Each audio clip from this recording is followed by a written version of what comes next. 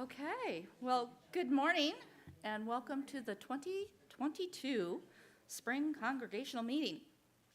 I'm Lori Stratman, your current Board of Trustees President.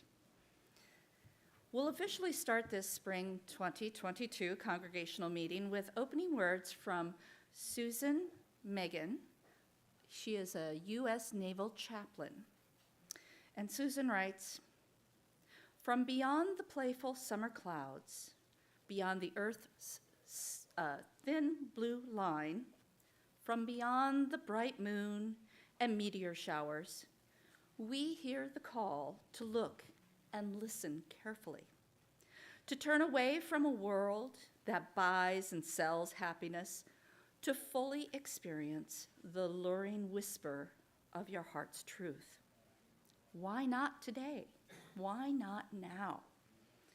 We are here and together at home in this evolving place, home in this ever-changing breath and body, home in this dewy morning, even as it reaches toward a hot high noon. We hear the call from beyond and deep within, and we do not hear it alone. Come, let us worship together. And I would add, let us exercise our democratic process together. Now, Karen Hafer and I are going to help us all center ourselves with an opening hymn. And Karen, you're going to go ahead and start us out. We're going to do Breathe In, Breathe Out. Can I have just a note? Breathe in, breathe out. Breathe in, breathe out.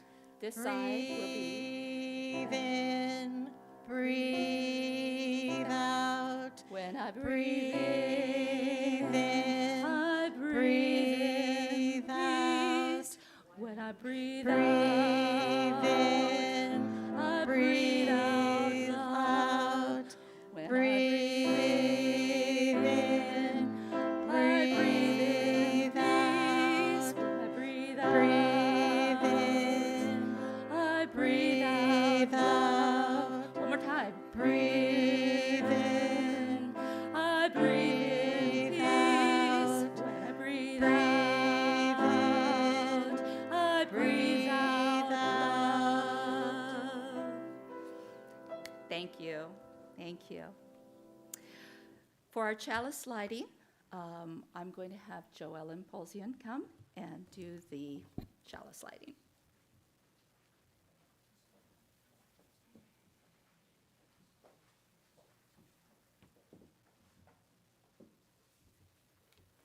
The chalice is already lit, so I won't do that part. Oh, okay. Thank you. I've seen people struggle with the.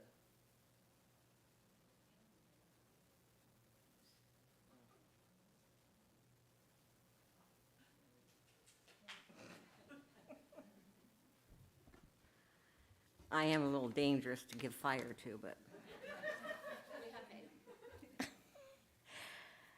Most of you, if not all of you, are very familiar with the young man who was severely beaten on the Pettus Bridge in the early 1960s by the Alabama State Police. And John Lewis, who then served as a congressman from Georgia for many, many years. And in 2020, when they had a reenactment of that crossing of the bridge, he said, "Get in good trouble, necessary trouble, and help redeem the soul of America." And 10 years ago this month, in his book, he said, "Nothing can stop the power of a committed and determined people to make a difference in our society." Why? Because human beings are the most dynamic link to the divine on this planet.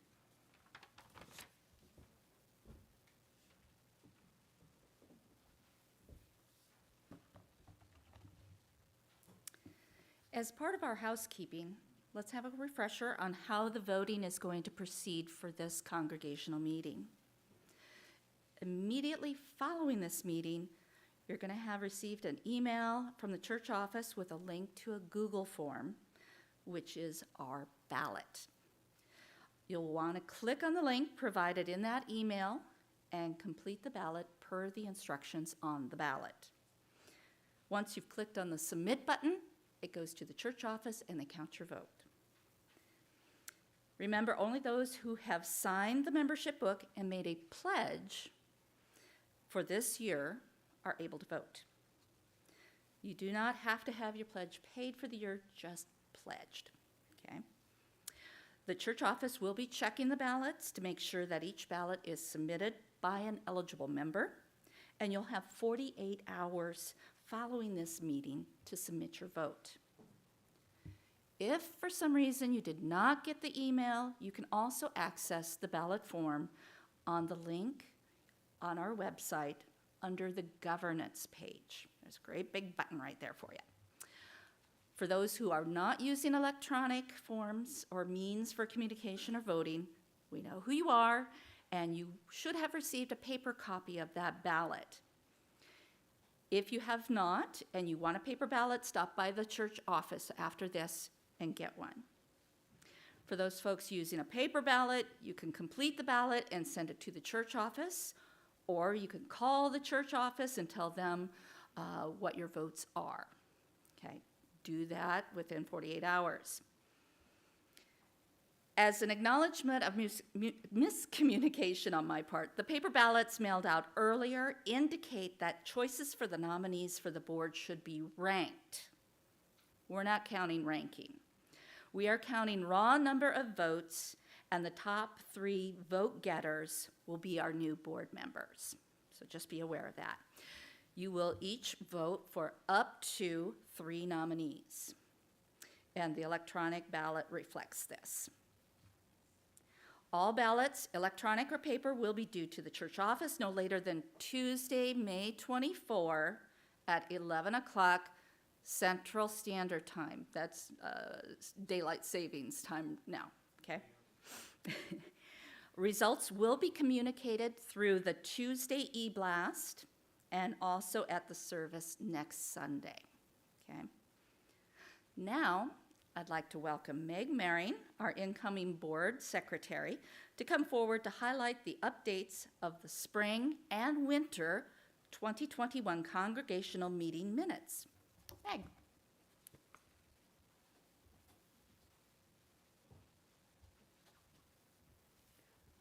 Hi, everybody. One change was made to the 2021 spring meeting minutes. On page 2, under the program council report, we deleted an error message which read, "Error, hyperlink reference not valid." 2 changes and 1 addition were made to the 2021 winter meeting minutes. On page 1, in the paragraph that starts with Dorothy Ramsey provided report from Luff, we removed written report will be attached. Also on page 1, the spelling of Teresa Forsman's name was corrected. At the end of the minutes, we added the addendum of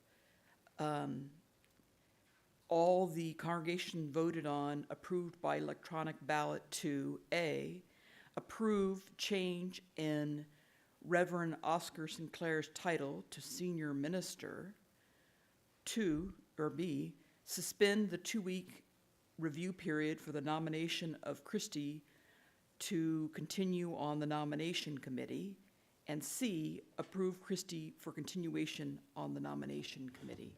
Thank you.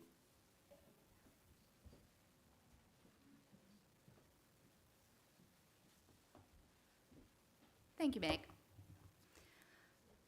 Remember that we as members of the church will need to approve both sets of minutes through our voting ballot for this meeting.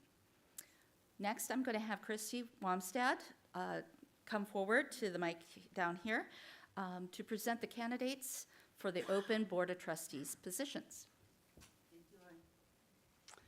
Hey everyone, good to see everyone. Hope everyone's doing well. On behalf of the Nominations Committee, affectionately called the NomCom, I would like to introduce our candidates for the Board of Trustees. We do have 5 candidates for 3 open spots. We are very appreciative of everyone who put their name forward and their interest, and we really feel passionately that all 5 candidates will do a great job, and we hope that should they not be selected for this leadership opportunity, that we will find new leadership opportunities available to them. Before I start, though, it was, I noticed when the slides were kind of starting that the date is 5/22/22. And I've been getting into numerology a little bit, just to kind of get a sense of like what these angel numbers might mean. So I wanted to read the following for the candidates and then for all of us as a congregation, and to give us a pause for thought about what this might mean for today. So 22/22 is a sign of good things to come for you. It's a sign that you're about to enter a period of peace and stability. It will assist you in making major life-affecting decisions, and it's up to you to believe in yourself and to focus on the most important aspects of your life. Okay? All right, so the nominations committee includes myself, Mary Kay Stillwell, Carol Kendrick, Arden Hill, and Molly Pisant. Our Board of Trustee candidates include Michelle Howard. Michelle, are you here? Okay, so since Michelle's not here, I will read her brief intro really quickly. Michelle has been going on 2 years with the church. She really feels like she's been made a part of the family. She helps out Kelly with the ushering and greeting, and also with Sunday school with Chelsea. And her goal is making strangers feel more at home and reaching out towards the community and younger children. Our next candidate is Peg Pelter. Is Peg here? Nope. All right. I'll try and do a brief one on Peg here. Peg has been involved with the church for a number of years. Since 1981, she has been kitchen chair, head mom for the Young Mothers Group. She's done RGL. She's been on the Board of Trustees from roughly 1995 to 2000. She's coordinated to the art gallery. She's been a member of the kitchen remodel, co-chair actually of the kitchen remodel committee. She's been doing the Boxing Sunday Irish coffee, which I'm sure many of us really appreciate and remember. And her goal for the church, if elected, is to reconnection of our congregation after the pandemic, to connect our members and to build history together, to try the 2-service model on Sunday mornings, and to access the will and desire to build sanctuary and to get that dream fulfilled. She is an artist, and along the way, she's run a retail gift shop, kiosks at the mall, and painted custom tiles. Was the State Fair Fine Arts Superintendent and was a part-time art instructor at Lincoln Parks and Recreation. Okay. Our next candidate is Dorothy Ramsey, which I see right there. Please come up and introduce yourself and tell us a little bit about your goals for the board.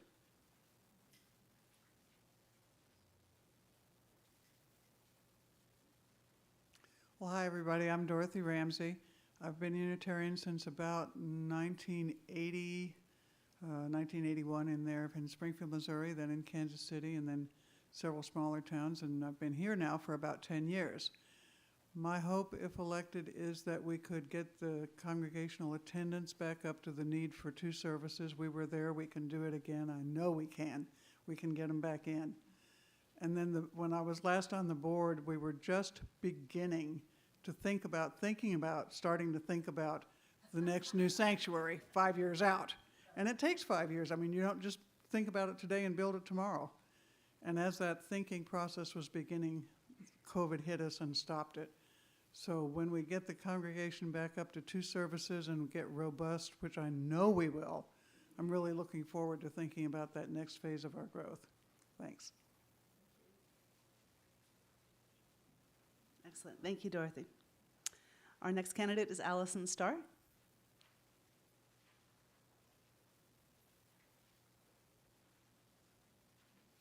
Hello, everyone. I'm Allison Starr. You may recognize me because I grew up in this church, and I see a lot of people who I consider to have raised me, so I'm really proud and honored to be running for the board. I'm a little smaller than some other people here, so can I just pull it down? Can you hear me? Okay. Okay, so as you probably know, I attended religious education classes throughout my childhood. I, as far as I can remember, was involved in social justice actions. And before the pandemic, I think I was more involved. Definitely. I had the opportunity to sing in the choir and serve as a delegate on behalf of the church at 2 GAs and 1 regional assembly. And hopefully I will also be able to serve as a delegate this year as well. It's really important to me to be a part of the democratic process and involved in governance.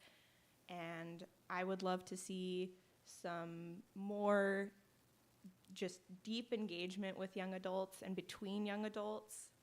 That's a big goal that I have. And then continuing our anti-racism work is really of paramount importance to me as well. I think that is everything. Oh, I've also been involved in the young adult group. I led the young adult group last year, and I've been a part of it this year as well. So, yes, I think that's it. Yeah. Thank you. Thank you very much. And last but not least, Melody Vaccaro.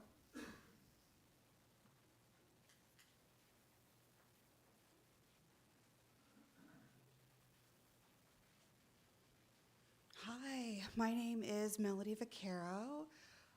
I found Unitarian Universalism when I was serving abroad in the Peace Corps, and there was a service that would live stream via a podcast, and podcasts were pretty new back then. When I came home and I joined Second Unitarian in Omaha and got married in First Unitarian. And then moved to Lincoln and came here.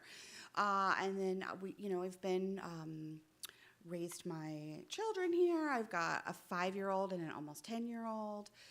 And I've been thinking, I was sitting in service this morning and thinking about this meeting, this vote, and I was thinking about we're watching the slideshow, which was so awesome. It's always so awesome, but it upsets me. It upsets me to see those 2020 photos because I just think about it was so scary. It was so scary to think the people that you love might kill you, and the people that you love you might kill if you come together. And it was so scary. It was so isolating. And we talk about let's go back to normal, and then I think about we can't. We just have to go forward. And we have to change systems, and we have to fight for justice. And I'm looking at this broader world, and I'm thinking about, Kelly in the service this morning was talking about how our membership is on every board of every important organization in this city and in this state. And I just feel like the future is going to ask a lot out of us, and it's going to ask a lot out of our church. And so, whatever we decide going forward, I guess since I have this opportunity on the mic, I just want to say I'm glad to be a part of this community. And I'm glad that we are the kind of people who like to be on the front lines of things that are hard. Thank you. Thank you, Melody. And I appreciate all of our Board of Trustees candidates. As Lori had said, the selection will be for the number that received the most votes. It's not in an order. So keep that in mind when you're voting on your ballots. So thank you to all of the Board of Trustee candidates.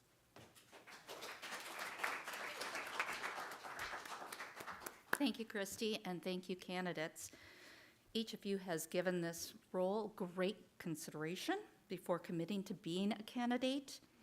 I am personally grateful for your time and consideration, regardless of the outcome of the election. We are so fortunate to have you as candidates for the open board positions. Thank you. 3 of these candidates will be stepping into the spots left vacant by Trevor Jones, Keith McGuffey, and myself starting June 1st when we finish our terms. I want to express my deepest gratitude to Trevor and Keith for their service and wisdom. Let's show our love for our retiring board members with a round of applause for all their dedicated work.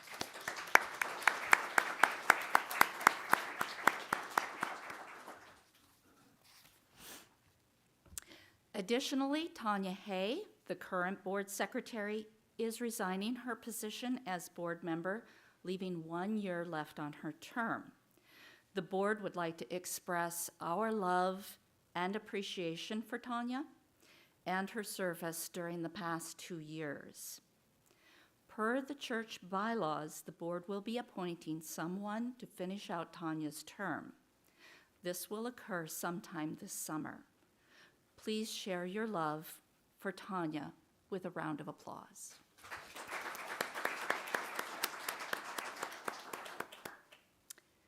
Now I invite Judy Hart to come forward to name our Share the Plate nominees.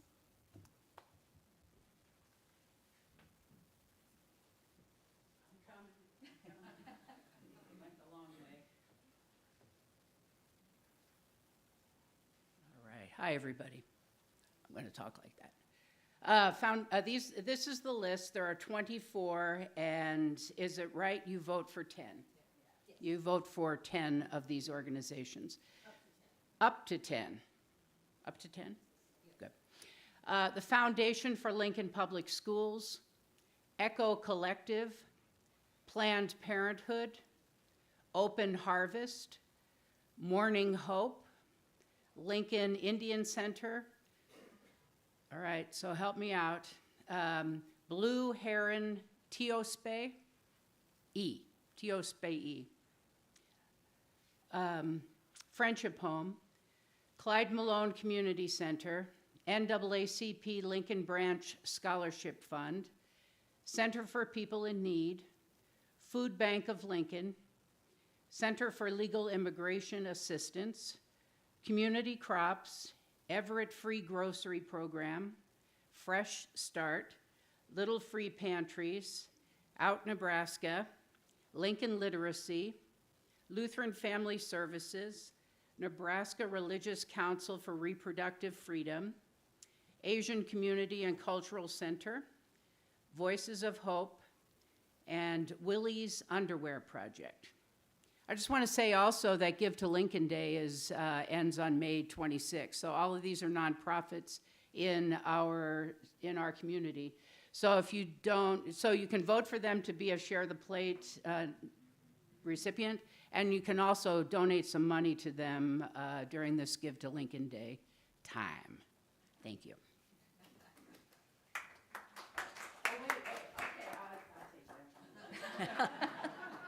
Thank you, Judy.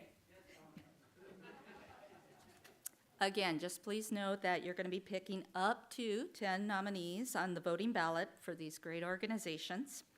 The 10 organizations with the most votes will be our Share the Plate recipients for this next church year starting in August. You can review these organizations on our church website under the governance section. There are descriptions of each of those. Before we move on to our spring reports, I'd like to mention that the 2022 General Assembly for the UUA is fast approaching. Our church is eligible to have up to 6 delegates to vote on important issues for the UUA that impact our church. General Assembly will be both virtual and in person this year, so you have options on how to attend. Folks who would like to serve as a delegate virtually but are not able to attend the rest of the conference can do so without a registration fee. Okay? So if you're interested in attending all or just the delegate business sessions, please let Oscar or me know about that. The Board of Trustees will be voting on who will serve as our 6 delegates during the June 15th board meeting. Okay. Next, we're going to hear from our minister, program council chair, treasurer, our RGL director, and our music director, which respectively are Oscar, Karen, Wendy, Chelsea, and Bob.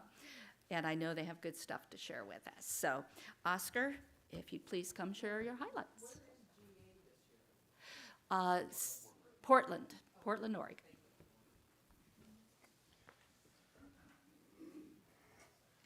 So we have good stuff to share, but Lori has told me repeatedly that we have exactly 5 minutes to share it. Go.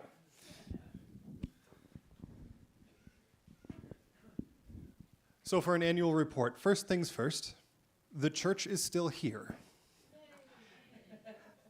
And that's not a given in the midst of a global pandemic. So we are still here and we are still celebrating this community. That means at its most basic that 2022 has been a good year so far, given the context. But at the beginning of this congregational year, this is where I'll spend most of my report, the board set out 3 priorities for the congregation. And we're going to take them in reverse order. So the third priority that the board set was to spend time talking about the long-term maintenance needs of the building. To focus not just on a single dramatic year, budget-wise, but get a sense of what our long-term needs are. This has largely been the work of the board and the program council, so I'll leave that for other people's reports. But it is important work, and it's work that doing it is a testament to our sense of ourselves as a long-term community that celebrates its 150th year anniversary and plans for the next 150. The second priority that the board set was to ask us to continue to engage the work of transforming the world through our work responding to climate change, advocating for LGBTQIA inclusion in our community and society, and continuing to work to dismantle white supremacy in the systems of the world, and yes, in our system and institution here at the church. So we have spent a lot of time on all of those this year. From the several dozen people that have met every other week for most of the year as part of a beloved conversations cohort, to the Green Sanctuary Committee asking us to partner with other churches in the Faith to Forest initiative. For me, what that's looked like is fully committing to be a partner with other organizations here in Lincoln. So this year, actually this month, about a week and a half ago, I stepped down from my role as president of the Faith Coalition of Lancaster County, or my term ended in that role. And one of the happy benefits of that transition is being much more free to speak my mind in public, not being the face of a largely apolitical and ecumenical organization. So from abortion rights at the State House to supporting our Native siblings here in Lincoln to a deepening relationship with out in Nebraska, that has been one of the most rewarding parts of my year. So 5 years ago, actually at the flower service in 2017, this congregation told me that partnership was your big idea. Big ideas take a long time to bloom. And it's in the last few months that I've started to see blooms from seeds of those partnerships that we planted 5 years ago. And then the last piece that I want to highlight under this priority, we didn't actually know about it when we were setting priorities, but it's been a big part of my year, is the work that I've done with DART. So over the last year, I've been working with a group of about 40 clergy here in Lincoln to start a congregational-based community organizing network in Lincoln. We've formed bylaws, we have an initial board, we have a financial model, and basically now we are starting to expand past that group of 40 clergy into wider involvement in the community. So last week we had our first meetings there were 243 people at one, and I think 60 at the second. So we have 300 Lincolnites ready to organize and work for justice across religious lines. That's really exciting. You're going to be hearing a lot more about it in the next couple months. But I have, 40 seconds. The board's first priority was connection. So not administration, not social justice, but taking a breath and finding a way for members to connect with each other after that first really hard COVID year. And that has been a hard thing to do, I'm not going to lie, because when we wrote that, we thought we had been through the worst of the pandemic, and that what we were going to do is spend the year recovering from what we had been through and working back towards where we had been. Instead, we have spent much of the year responding. We've been in and out of the building. We've had different recommendations for masks and vaccinations, and all kinds of things. But even as we've spent the year responding, I have seen this congregation stick together in ways that we didn't always see coming. The first couple times we sang together, the first couple times we had coffee hour out there. As it turns out, we actually didn't need a whole lot of complicated programs to connect with each other. We just needed to be together. So I am so proud to serve this community that continually shows up. That DART meeting, the Unitarians were the single biggest cohort of the 400 people involved. That means that this church turned out more people than First Plymouth did, turned out more people than Sheridan Lutheran did, turned out more people than St. Mark's United Methodist did, and we have about 10 to 20% of the membership of any of those churches. This is a place that shows up. So I actually don't know how much you all realize how remarkable that is in Unitarian Universalism in 2022. This is a unique congregation. It's just not a thing that happens very often. So this is the end of my 5th year in Lincoln, and I am very, very ready to go on vacation next month. But I also know that this is a special place to be in ministry. It is because of all of you, all the volunteers, the staff, and members. So thank you for being a part of the thing that we are building together. I look forward to the next 5 years. I am over time, but I'm going to take one moment to thank Lori. Lori Stratman joined the board 3 years ago, right before the pandemic started. And the 3 years that she has been on the board has been an anxious time, but for all 3 of those years, Lori has brought a calm wisdom, a wry humor, and a spirit of collaboration to our work in leadership in the church. I am so, so grateful for everything that you have done, and I will miss you in our board meetings. Anyway, I am way over time now, 7 minutes and 30 seconds. So I think I introduce Karen Hafer, who is the chair of the program council, for her report.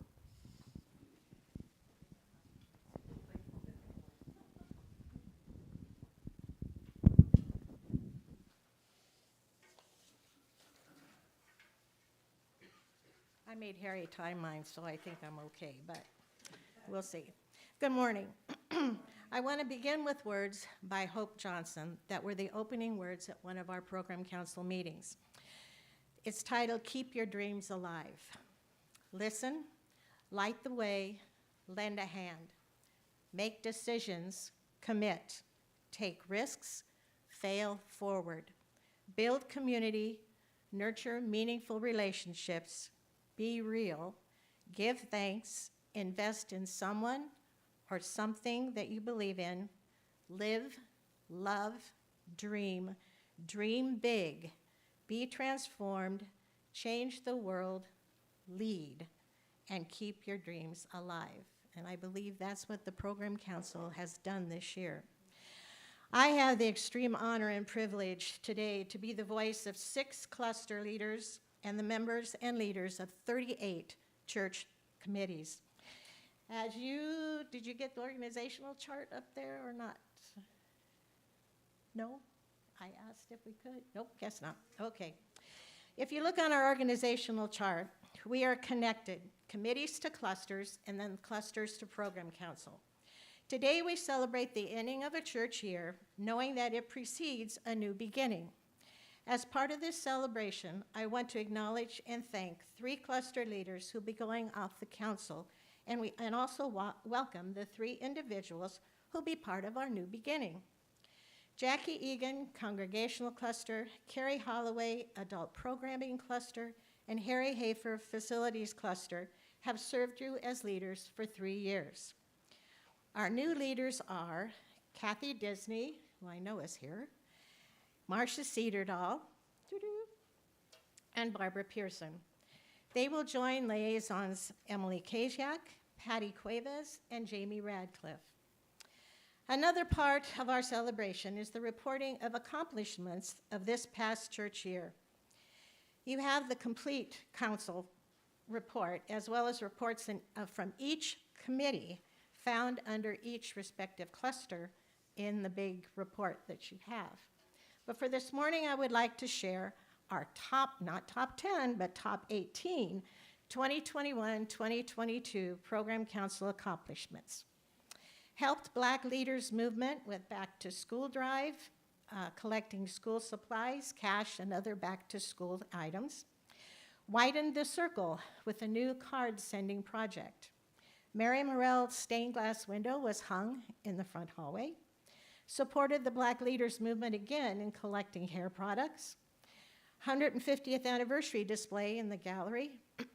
Excuse me. Rewiring of several ceiling can lights, as well as new emergency lights were installed.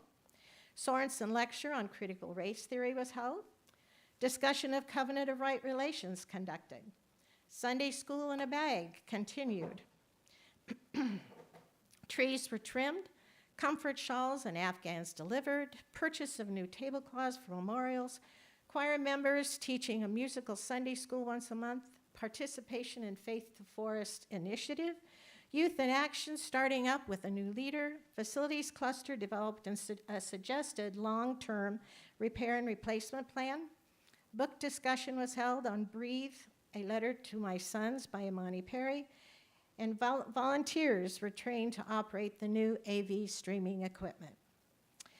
As Phyllis B. O'Connell wrote in the reading for a standing committee, let us know that going into it, that we will never have all the answers.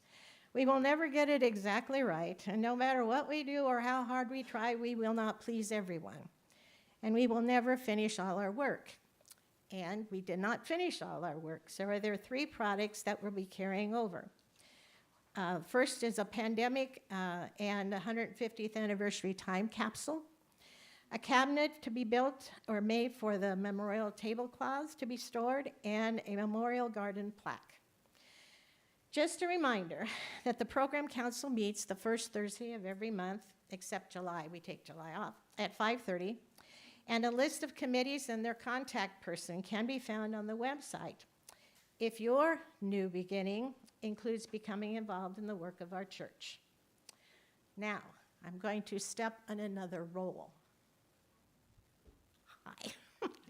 Speaking of getting involved, Barbara Pearson, Julie Anderson, and I would like to take this time to celebrate the success of another annual church auction, as it appears that we have met our $10,000 goal.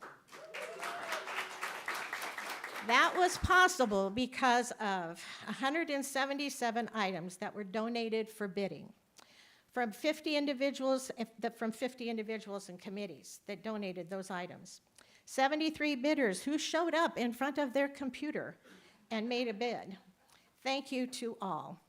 We also want to thank Rob Herpel for contacting artists, Kate McDougall for contacting the Tasty Treaters, and Gina Levon Hanlon, who managed to get over 100 gift cards for our raffle. We also want to say that the auction is not just about raising funds. We had new members who got involved, as well as a visitor who had a service she wanted to share and offered it, and we didn't have her contact except through what she, so it was exciting. I would like to close with these words. There are many aspects of community, that require us to show up again and again and again. It can feel downright exhausting to wake up each day with the expectation that as we work, there'll always be more work. However, the work we do here for ourselves and each other is crucial to building a community that leads to thriving, that ensures that we all have the best tools to welcome new changes and accommodates a wide variety of needs and reverence. We can do this. We can show up over and over again, committing ourselves to build together. Now it's my privilege to introduce my Wednesday Dazzler buddy, as well as our Vice Treasurer, Wendy Hesterman.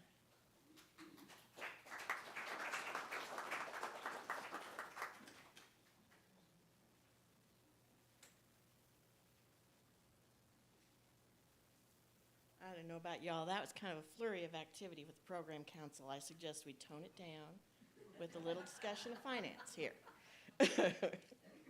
So I'm Wendy Hesterman, and I'm the vice treasurer currently. I will be your treasurer next year.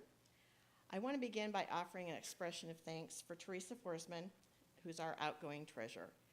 She wasn't able to be here today, and I want to acknowledge that she has just been a steady and informed light through the whole murky waters of the pandemic and a really patient mentor to me. I'm presenting information from her annual report today. After 2 years of pandemic-impacted reports, I'm really happy to say that our current finances are in great shape. Yeah. Our income is relatively high early in the year due to the fact that we had several 2022 pledges that were prepaid in 2021 and the transfer of part of our 2021 surplus to the 2022 income line. The bump from these two items will even out over time. Our expenses are also on a very normal track. You know, when you're 27% of the year and your expenses are 27%, that just makes financial people happy.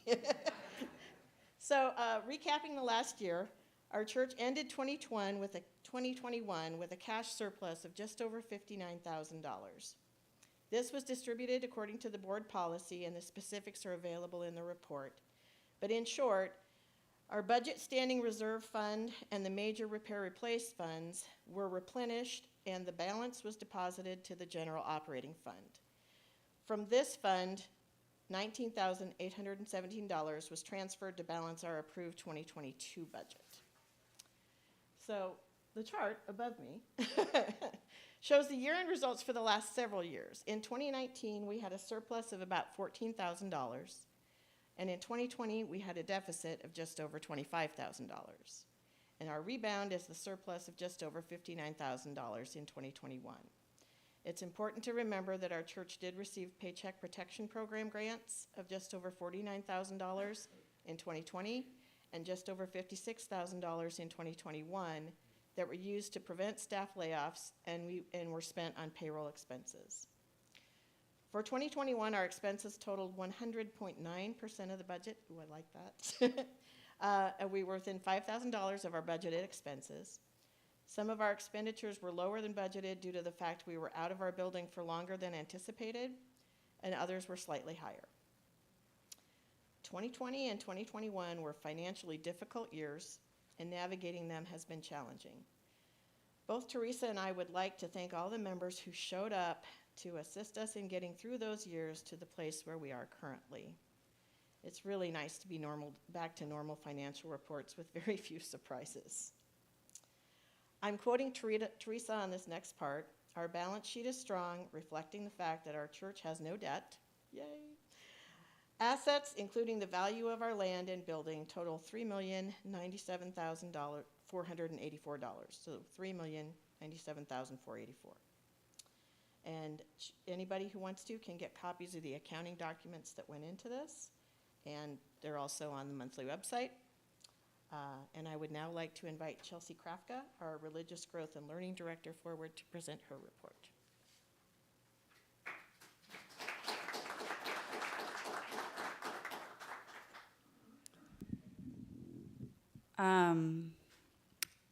This was given to me by a colleague named Jessica Smith from the Unitarian Fellowship of Petersboro. And it's called A COVID Apology Letter to Children. She says, what if we imagine for a minute that COVID is a person who showed up rather than uninvited in all of our lives, having drastically different impacts on us depending on the jobs we have and our proximity to frontline work, the resources we have access to, the housing we live in, the accessibility of green space near our homes and our age. The question I'm wondering is, what apology would COVID have to share after being with us for 2 years? This poem is the very beginning of that apology, and this is what I imagine COVID having to say to children. Dear children, I'm sorry that I arrived on earth now when you were still being carried in a womb, when you were a babe in arms, when you were a toddler, when you were in your first year of kindergarten, when you were in grade 2, 7, 11, when you were getting ready to graduate, when you were preparing for your first exciting trip after finishing school, when you were really meant to be experiencing the joys of freedom. I'm sorry that my arrival has meant your playgrounds have been closed, that you've been gone for days, weeks, months, or years, even without seeing your friends, your family, your dearest loved ones. I'm sorry that my arrival has meant less hugs. I'm sorry my arrival has meant the adults around you are likely more stressed, and this means they likely have less patience for you. I'm sorry my arrival has meant that you've been in and out of school for the past 2 years, and that when you are in school and all your friends and teachers have important parts of their faces covered, and you don't get to see them smile warmly at you nearly as much. I'm sorry that my arrival has meant you're not allowed to hug your friends at school. I'm sorry that my arrival has meant you've lost recent or perhaps all memory of things such as sharing snacks, embracing your friends freely, sleepovers, play dates, field trips, where you actually travel and don't just watch someone on a screen. Volunteers in your school to read to you, bring your breakfast and lunch programs. I'm sorry that my arrival has meant that instead you are likely tired of hearing words such as wash your hands, do you have your mask, COVID numbers, virus, third wave, personal protective equipment. I'm sorry my arrival has meant some adults might seem a little more afraid to be around you. I'm sorry that my arrival has meant you have had some of your most important people witness milestones in your life. I'm sorry that many of you haven't been able to go to your temple, mosque, synagogue, sweat lodge, church, attend Girl Scouts, swimtastic, dance, hockey, swim lessons, circle time, the library, band practice. I'm sorry that my arrival has meant that you've been deprived of many things that bring you joy, and your parents have too, which likely leaves you with less joy spilling over in your home. I'm sorry that my arrival has meant at times some of you have been stuck indoors with adults who aren't very happy or able to be very kind to you. It's not your fault. They're not angry at you. They're angry at my arrival and how challenging it's made their lives. They love you deeply and are doing their best. I repeat, they are doing their best. The thing about my arrival is that it has helped the adults around you find strength they didn't even know they had. Kind of like someone who doesn't even realize they can lift a car until a loved one is in danger and they have to. Your parents have been lifting stress about my being here the size of cars. No, buses, submarines, trains, airplanes. For 2 whole years now, 2 whole years.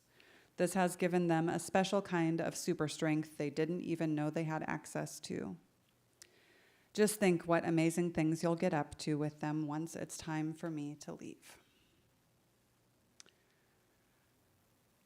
That about sums it up. In all honesty, I didn't fully prepare for this. I put a lot of time and energy into the writing of the annual report, which you can read and you have access to, but in preparation of some kind of thing to say that is different than the annual report itself, I got wrapped into the service that we just did this Sunday. because I'm one of these parents that's just been surviving and working full time and trying to find the occasional self-care moment in the midst of it. It's hard to have this position and to be very vulnerable with you for a moment, to be tending and caring for parents when I am also one of them. And so the big words that I can use to describe this year have been connection and options, because every parent or guardian with young children right now has different needs from the church and has been connecting with the church in different ways. And maybe that way is just by opening my email that week, which has a variety of resources. And maybe they applied one of those resources and read that poem to their kid or did that mini lesson, or maybe they open it up and skip to the bottom where it was just like a poem for the parent to read for themselves. Or maybe they clicked it open and said, yeah, no, don't have time for that, and closed it and moved on, or moved it directly to spam. We did online options, we did in-person options, we did random events to come for a one-shot kind of a thing. We've done a little smattering of this and that and the other, and my kid didn't go to kindergarten last year. He was supposed to go to kindergarten, my oldest. And we shifted plans.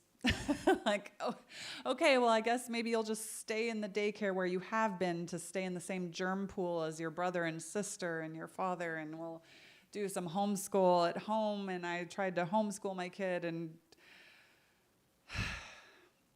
it has been adapt, change, shift for parents and for the RGL program this whole last year. And in some way, shape, or form, we have connected with a lot of folks. And in some way, shape, or form, we haven't. But we've been providing options. And we're still here. So that's what I have for this year. Thanks for being here.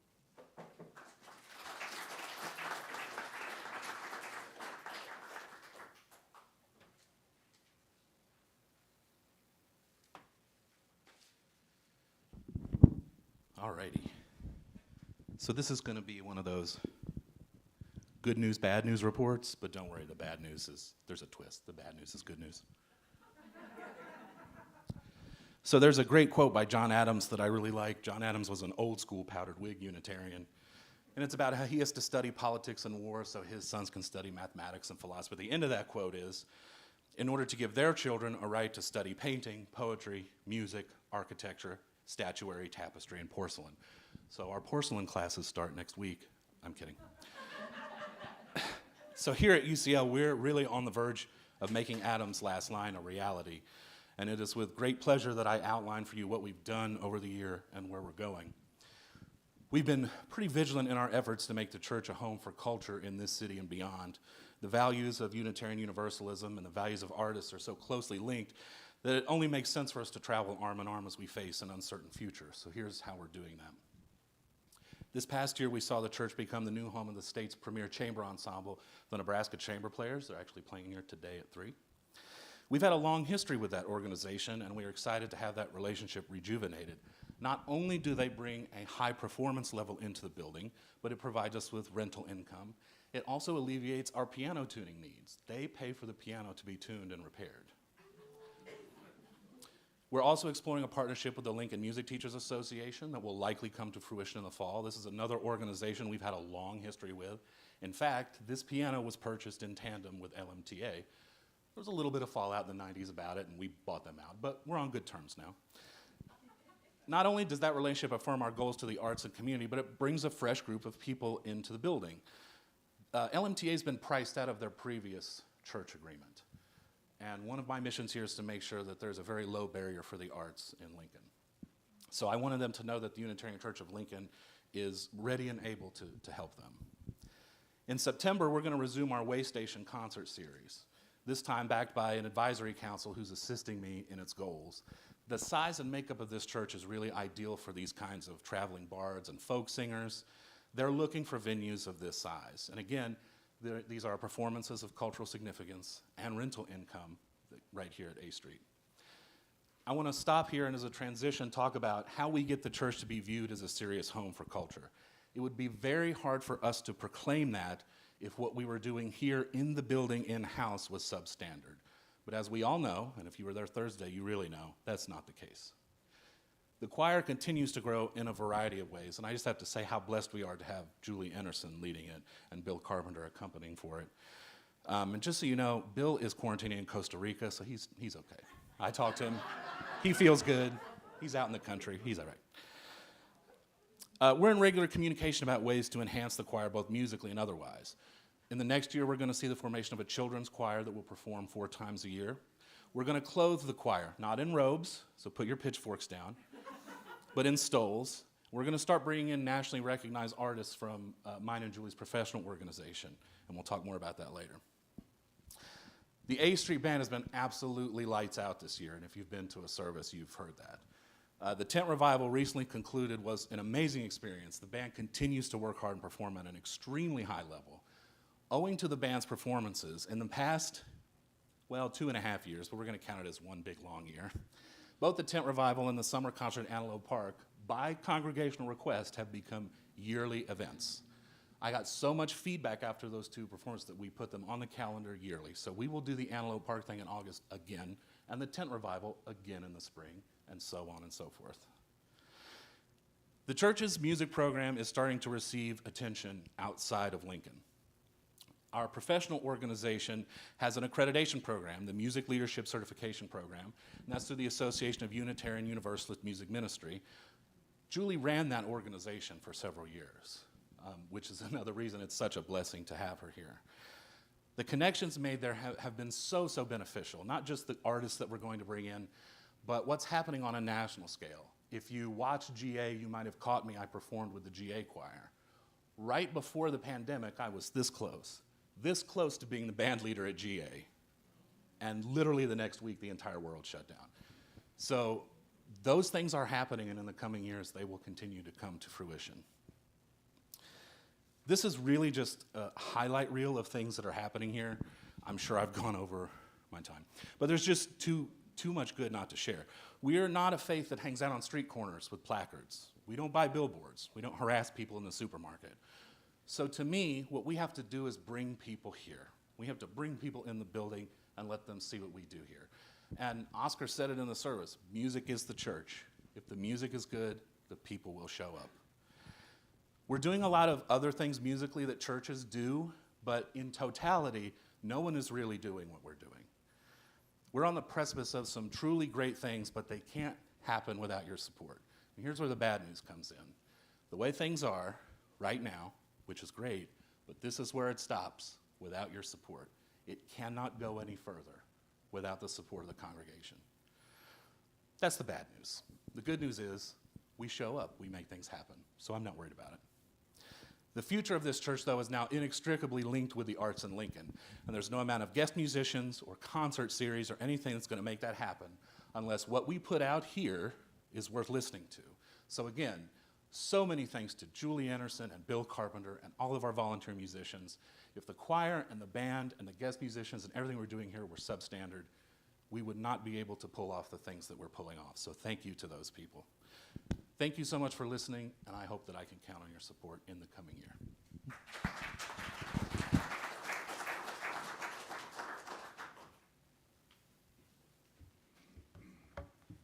Thank you for that. Okay, now's the moment I know we've all been waiting for. It's time to reveal our unsung UU for 2022-2023. Our unsung UU for this year will come as no surprise to any of you. They were nominated by several people, and the board was delighted to agree with the nominations on this one. Before I speak their name, let me mention some of the wonderful things the nominators said about this person. This person has attended marches, often coordinating and sometimes carrying our UCL banner. They are a go-to person when volunteers are needed for things like making coffee, providing food, setting up, taking down for events.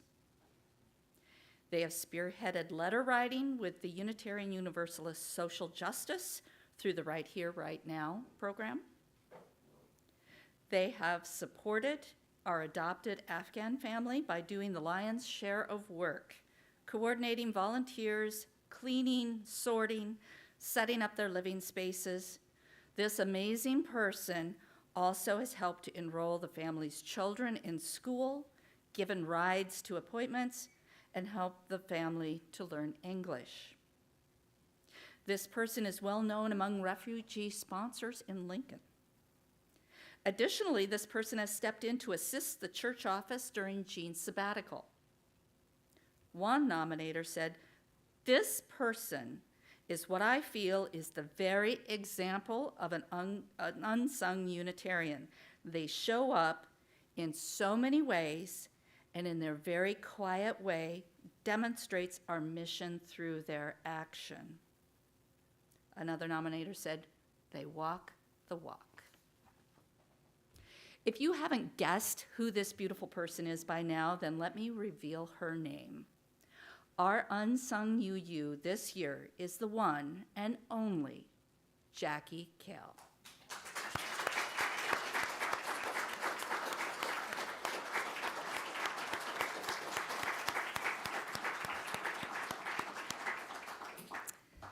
And I am not seeing Jackie in the audience, but I hope she is watching online.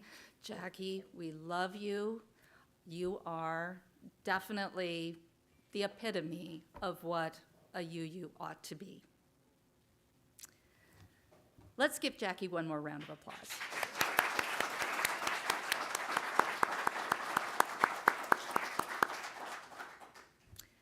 All right. Thank you all for the great nomination letters, and thank you, Jackie, for living our UU principles and setting an example for all of us. Now, before I turn over the mic to our incoming board president, Judy Hart, for our closing words, I want to take a moment to express my personal gratitude for all of your support. And yes, all the challenges you have given me during this time as I've been your president. I have learned so much and am so grateful for the friendships and connections that I have made while in this role. Serving you has been a humbling experience and a tremendous honor that I will cherish for the rest of my life. I have loved working with the board members and finding ways forward for our church and our community. And I look forward to my next roles in this beloved church that I call home. Thank you, beloveds. Thank you.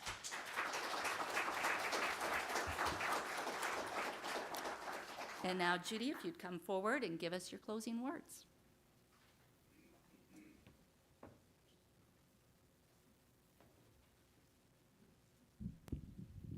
So thanks for mentoring me this past year, Lori.